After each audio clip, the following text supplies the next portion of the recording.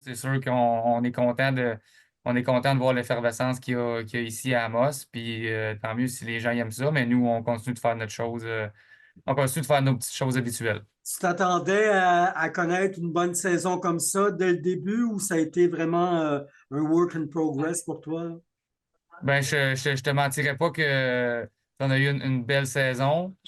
Puis est-ce qu'au début de l'année, on savait qu'on allait avoir une belle année? Je pense qu'on savait qu'on avait une bonne équipe, mais de là à compétitionner pour le champion de division, je peux pas dire que, tu sais, ce serait mentir de dire on s'y attendait à ce point-là.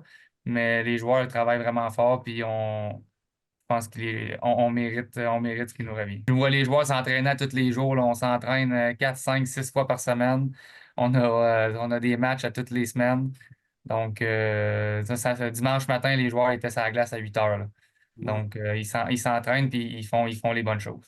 Et bon, les séries, bon, c'est le début des séries éliminatoires. Tu t'attends à une belle performance de la part des Forestiers d'Amos? Ben, tu sais, on a déjà fait un bout de chemin. Avec la saison, on a épargné la première ronde, on a gagné la deuxième. Là, on est en finale de division. Donc, on espère que ça continue, effectivement. Et l'objectif, c'est quoi?